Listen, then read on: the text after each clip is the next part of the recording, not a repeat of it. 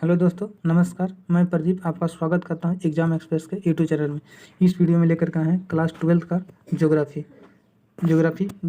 Book है मानव भूगोल का सिद्धांत, जिसका चैप्टर नंबर कितना है तो 5 है। 5 में क्या चाहिए, प्राथमिक क्रियाओं के बारे में पढ़ना है। तो चलिए एक एक करके क्वेश्चन की ओर चलते हैं। अगर वीडियो अच्छा लगे तो लाइक और शेयर करना ना भूलिए। पहला क्वेश्चन है कि निम्नलिखित में से कौन सी खाद्य फसल है। लिखित में से कौन सी खाद्य फसल है तो कौन हो जाएगा, गन्ना, मक्का, चुकंदर या कॉफ़ी। तो खाद्य फसल कौन हो जाएगा, तो चुकंदर हो जाएगा।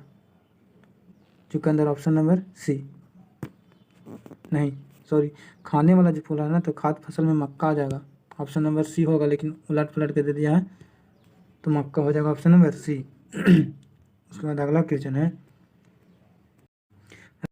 है कि निम्नलिखित में कौन भू उपयोग संवर्ग नहीं है। भू उपयोग संवर्ग नहीं है तो कौन सी, प्रतिभूमि, निवल बोया गया भूमि, सीमांत भूमि या कृषि योग्य भूमि। तो कौन जो है से भू उपयोग संवर्ग भूमि नहीं है तो कौन है, तो सीमांत भूमि भू उपयोग भूमि नहीं, ऑप्शन नंबर सी। उसके बाद अगला क्वेश्चन है कि रसदार फसलों की कृषि संबंधित है किससे था, मिश्रित कृषि से, सघन कृषि से, भूमध्य सागरीय कृषि से या रोपर कृषि से। तो किससे, तो भूमध्य सागरीय से, ऑप्शन नंबर सी।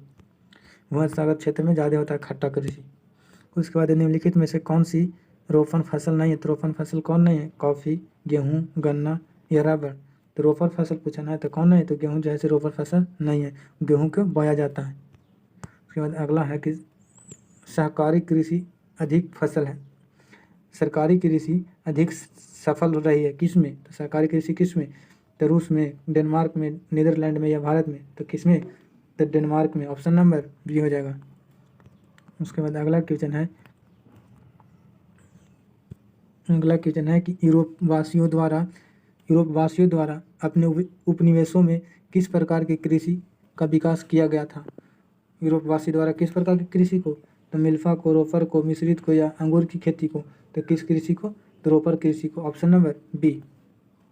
उसके बाद है निम्नलिखित में से कौन सी एकल कृषि नहीं है। एकल कृषि नहीं है, डेयरी, मिश्रित, रोपर या वाणिज्य अनाज कृषि। तो कौन नहीं है, तो मिश्रित कृषि एकल कृषि नहीं, ऑप्शन नंबर बी हो जाएगा। उसके बाद अगला क्वेश्चन है कि निम्न प्रदेशों में से किस में विस्तृत वाणिज्य अनाज कृषि नहीं की जाती है। तो किस में नहीं की जाती है, अमेरिका एवं डेनमार्क में, अर्जेंटाइन के पंपा क्षेत्र में, या फिर यूरोपीय स्ट्रैपीज क्षेत्र में, या फिर अमेजन बेसिन में। तो किस में नहीं किया जाता है, तो अमेजन बेसिन में नहीं किया जाता, ऑप्शन नंबर डी हो जाएगा।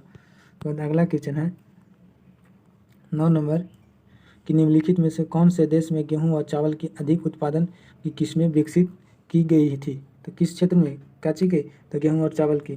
तो जापान तथा ऑस्ट्रेलिया में, मैक्सिको तथा फिलीपीन में, संयुक्त राज्य अमेरिका तथा जापान में, या मैक्सिको तथा सिंगापुर में। तो किस में जाएगा, तो मैक्सिको तथा फिलीपीन में, ऑप्शन नंबर बी। उसके बाद 10 नंबर क्वेश्चन है कि शुष्क कृषि में निम्नलिखित में से कौन सी फसल नहीं बोई जाती है। तो शुष्क कृषि में निम्नलिखित में किस फसल को नहीं बोई जाती है, रागी को, ज्वार को, मूंगफली को या गन्ना को।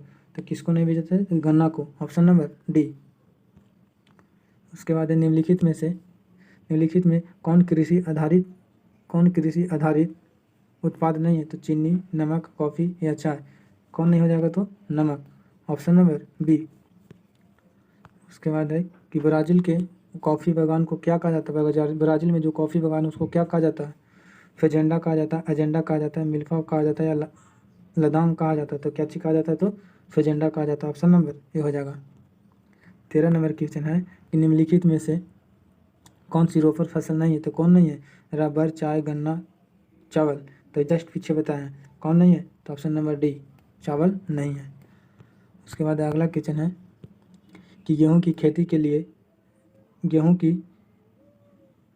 खेती के आदर्श तापमान कितना होनी चाहिए। तो गेहूं की खेती का आदर्श तापमान कितना होना चाहिए, 5 डिग्री सेल्सियस से 10 डिग्री, 10 से 20 डिग्री, 20 से 30 डिग्री, 30 से 40 डिग्री। तो कितनी होनी चाहिए, तो 10 से 20 डिग्री, ऑप्शन नंबर बी हो जाएगा। उसके बाद अगला क्वेश्चन है कि आज विश्व में लगभग कितने लोग भंडारण पोषण चलवासी पशुचारण पर निर्भर करते हैं। तो कितने पर, 1 करोड़, 2 करोड़, 3 करोड़, 5 करोड़, कितने परसेंट हो जाएंगे, करोड़ हो जाएंगे। तो ये जो है 2 करोड़, ऑप्शन नंबर बी। इसके बाद इस चैप्टर का अंतिम क्वेश्चन है कि चावल तथा धान की खेती संबंधित है क्या चीज़ से? रोपड़ से, ट्रैक कृषि से, भूमध्य सागर से या गहन निर्माण से? तो किससे हो जाता है? तो गहन निर्माण से, ऑप्शन नंबर डी। इस वीडियो में इतना ही, फिर मिलते हैं नेक्स्ट वीडियो में। जय हिंद।